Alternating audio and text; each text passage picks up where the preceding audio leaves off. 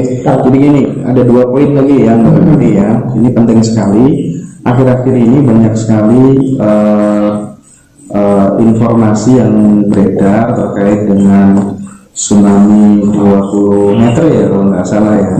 Nah itu kan kemudian timbul kekhawatiran dan lain sebagainya. Barangkali yang bisa memberikan statement peneduh, ya kan? Kenapa kok bisa seperti itu? Itu kan solusinya bagaimana? Ya, sebenarnya leluhur di Jawa dulu itu jauh-jauh sudah memahami bahwa ganasnya alam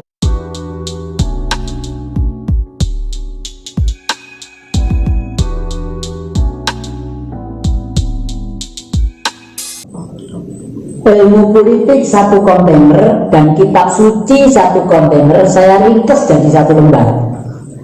Ya toh era sekarang sudah era digitalisasi ya, ngapain baca buku tebel-tebel, capek-capekin aja. Lebih baik nanam bayam kek, nanam ketela kek, dimakan bisa, karuan itu ya. Nah ini ajaran Bung Karno. Kenapa ajaran Bung Karno? Karena ajaran Bung Karno itu mengakomodir pikiran-pikiran dari seluruh ajaran yang ada, baik itu ajaran kitab suci ataupun ajaran ilmu politik. Kitab suci misalnya, setiap kitab suci pasti menceritakan asal mulanya alam semesta. Dan setelah itu setiap kitab suci selalu menceritakan tentang nasib manusia itu jangan sampai menyembah berhala. Ya kan? Setiap kitab suci ya. Setiap kitab suci pasti itu intinya. Nah, oleh karena itu sebelum ada manusia diciptakanlah ini bumi. Sebelum ada bumi yang ada adalah udara, air, api, tanah. Berputar-putar udara dibakar api yang membara. Sebelum ada manusia diciptakan dulu malaikat.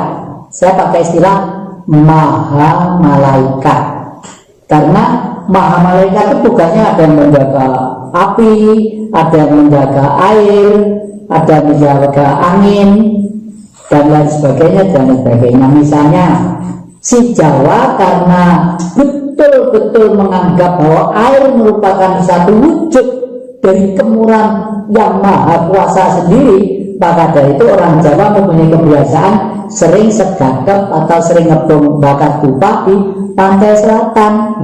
Dan Bung Karno punya tempat di mana-mana, di kamar-kamar khusus, misalnya di Bali, kamar nomor ini, di Pelabuhan Ratu, kamar nomor ini, kamar nomor selalu ada, karena menyatukan diri dengan makrokosmos, dengan air yang gelombangnya besar, dan itu gaya elektronnya, ya, kekuatan elektronnya tinggi. Jadi si Jawa itu berapa intelek. Nah, oleh karena itu setelah bumi terpenuhi untuk kehidupan manusia, ada tumbuh-tumbuhan, lalu mulai binatang, mulai ada renek-renek dan sebagainya.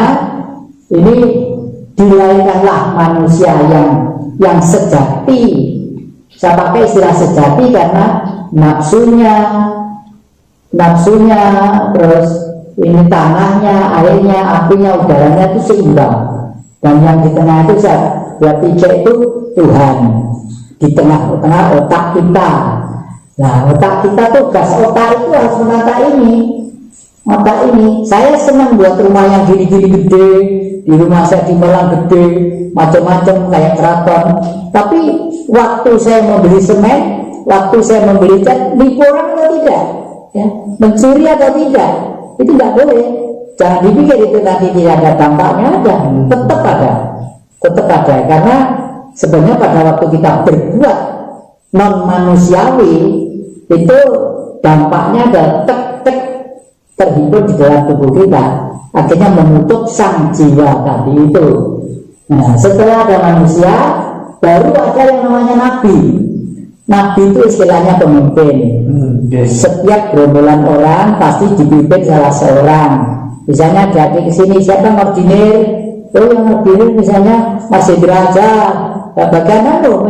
Nanti kalau beli teh, beli kopi, naik warung apa bendara nih, itu misalnya gitu ya. Itu melayani gitu ya. Setelah Nabi ada Rasul. Rasul itu adalah orang-orang terpilih, tapi tidak sebesar Nabi.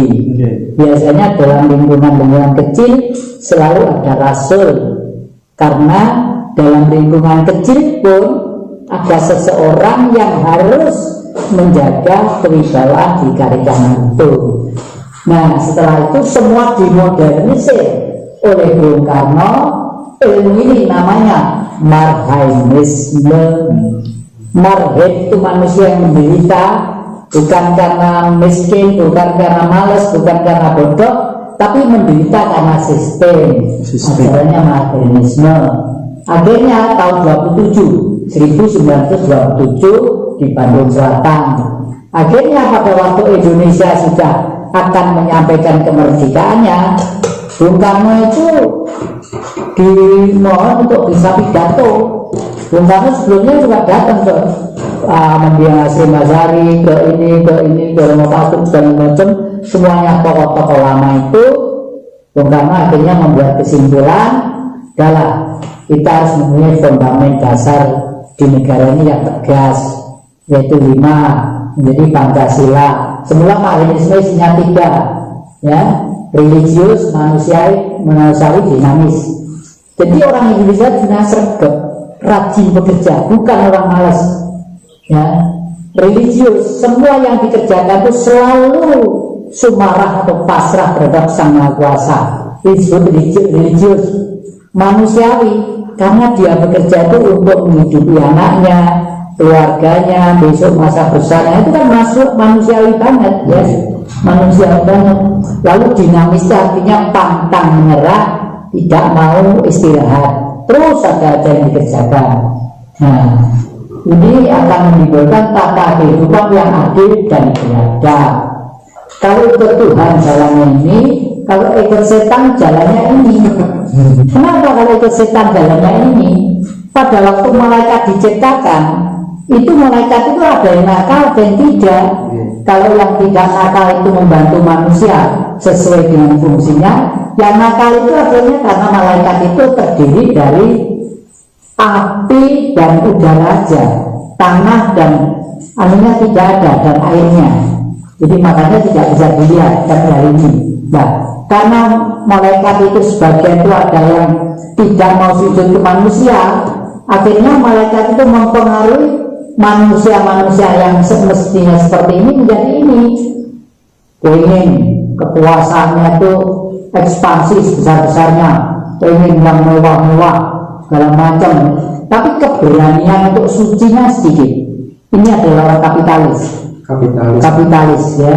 Kapital itu modal, S itu orangnya. Kapitalisme itu adalah pahamnya. Dan tadi saya katakan, manusia hidup itu secara ekonomi harus mencari keuntungan sebesar-besarnya dengan modal dan ongkos yang sekecil-kecilnya. Itu ya. Akhirnya jadi ini. Nah, ini akibatnya disebut sekuler. Sekuler itu punya gereja, punya masjid, punya wihara, punya pura, punya tasbih, punya macam-macam, punya salib, tapi pikirannya itu nggak seimbang dengan kemanusiaannya. Ada lagi yang ateis. Ateis itu sama sekali tidak percaya. Oh, ngomong Tuhan itu berkaya, orang males itu ngomong. Dia ngomong yang real aja, cari nasi satu piring sehari sulit, itu ngomong yang nggak ada. Jangan diturut. Nah, ini akhirnya ateis lah. Karena dua-duanya itu sudah berpikiran politik untuk kepentingan bangsanya, tidak sadar bahwa untuk menciptakan belahan untuk saling menangani itu, akhirnya semuanya butuh militer. Untuk melindungi anunya, emosinya. Kapitalis membentuk militer, komunis membentuk militer. Militer disebut fasis, pasti halal segala cara, pasti kegelapan, pasti kehancuran. Ini dalam setan, betul.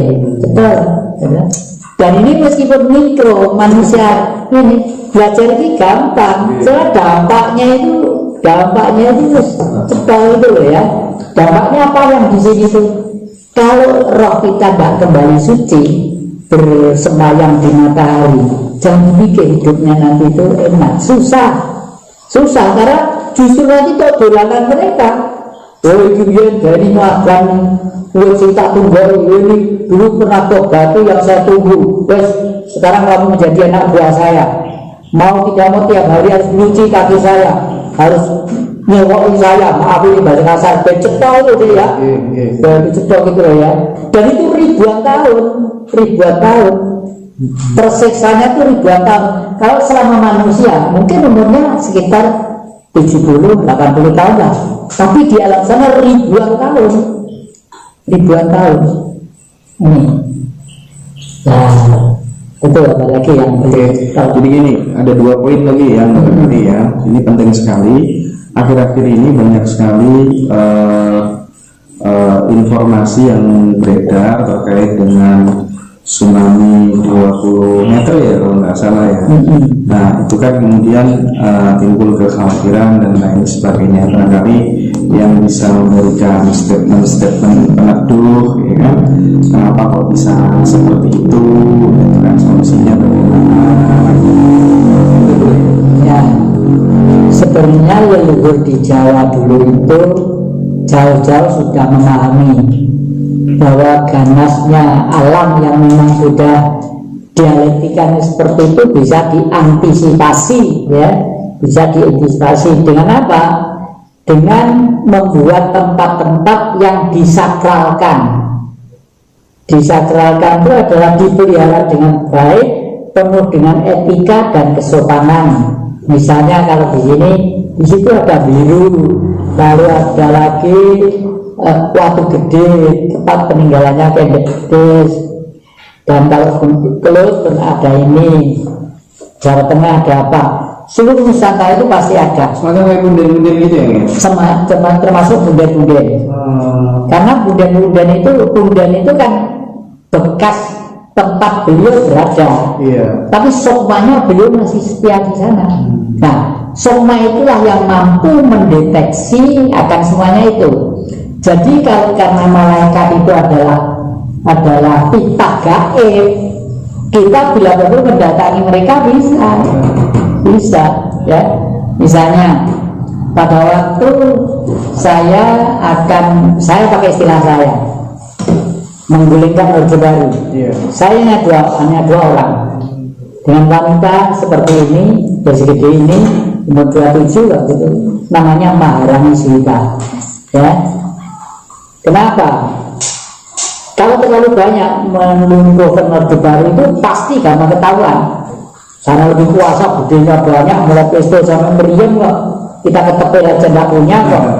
Dan kita tanya kepada leluhur, datang Gunung Lawu, datang ini, dan termasuk ke pantai selatan. Suatu saat karena udah capek bertahun-tahun ya, sama dengan saya dengan Mbak Rani itu di Pelabuhan Ratu, Mbak Rani, ayo kita Mbak, kita dapat di itu loh, di Ratu Karang di sana itu.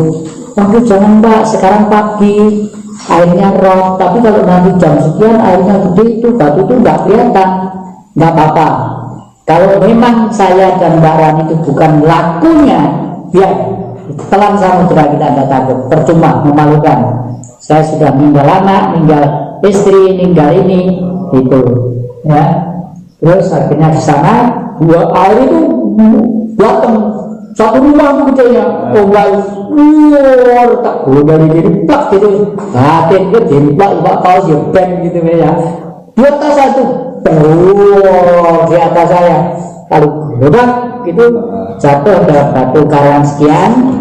Terus saya pergi ke Jatinegara, saya buat leontin, yang satu untuk beliau, yang satu untuk saya. Nggak tahu beliau sekarang di mana. Saya cari kok nggak ketemu. Kalau nggak salah terakhir hidup dengan suaminya orang Madura, tapi nggak tahu di mana ya. Iya.